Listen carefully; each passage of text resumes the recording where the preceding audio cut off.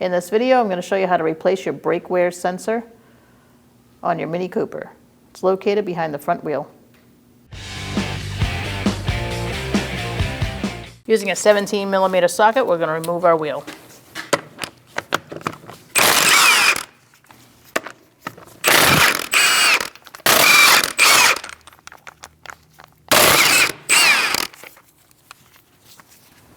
Let's remove our wheel.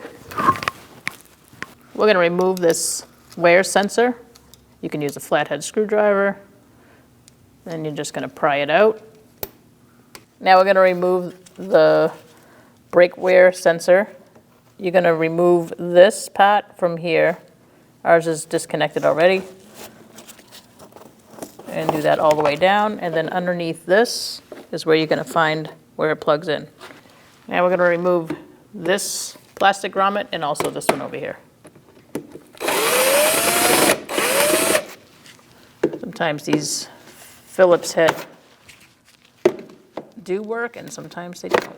So if they don't, you're going to have to add some pressure to it.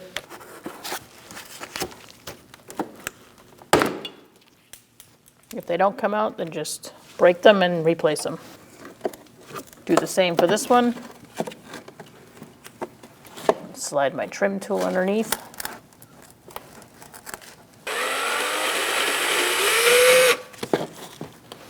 Remove the center, and then you can remove the outer part.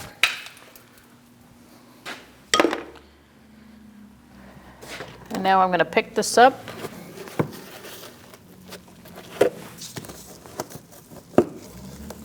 Peel it back, and I can reach my connector underneath. Now we're going to unplug this. You might have to wiggle it to get it to free up, and then remove it. Inside, you're going to see two little pieces that fit into these slots here, so make sure you line it up before plugging it in. And then it should just slide on and press it closed.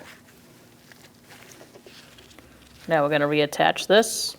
It does ride along this speed sensor right here until it lands here on the brake bleeder screw. So as you go along, this wire looks like it is supposed to fit right there, and then you just tighten it on it. Push that through. Basically just want to keep it stable enough so it's not rubbing against anything. And just work your way up. We're going to place this over this screw here, bleeder screw. Just make sure that this is facing the right way. This little bump goes on the outside. So just make sure you have it going the right way. And now we're going to slowly follow this up. It's hard to say where our wire was because ours wasn't connected, but going by the slack that you need, I'm going to stop mine here. If yours started somewhere else, just put it back where it was as long as it works out.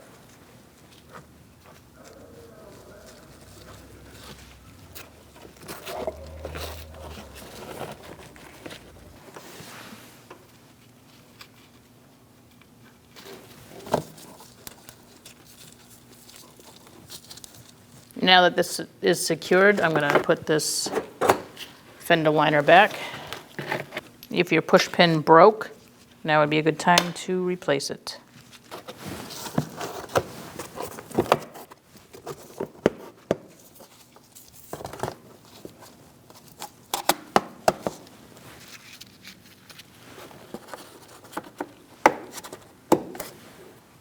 Line up your sensor. Make sure you have that bump on the outside, the same way you took it off. And you're going to push this in to the pad. Apply pressure and have it slide in. If you need to, gently use a punch and just give it a little tap until it bottoms out.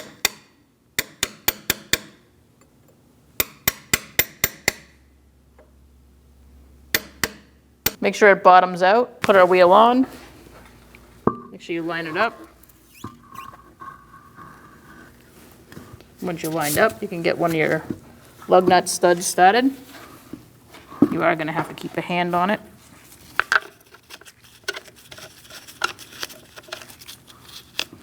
And continue the way around. Let's tighten it up. We're going to do it in a crisscross manner. Walk the wheel up. Make sure it's flush.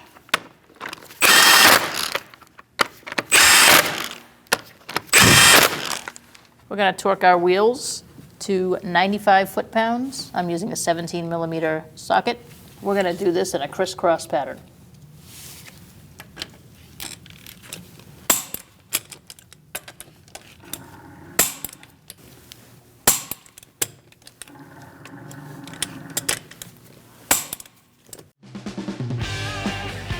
When only the best will do, demand TRQ.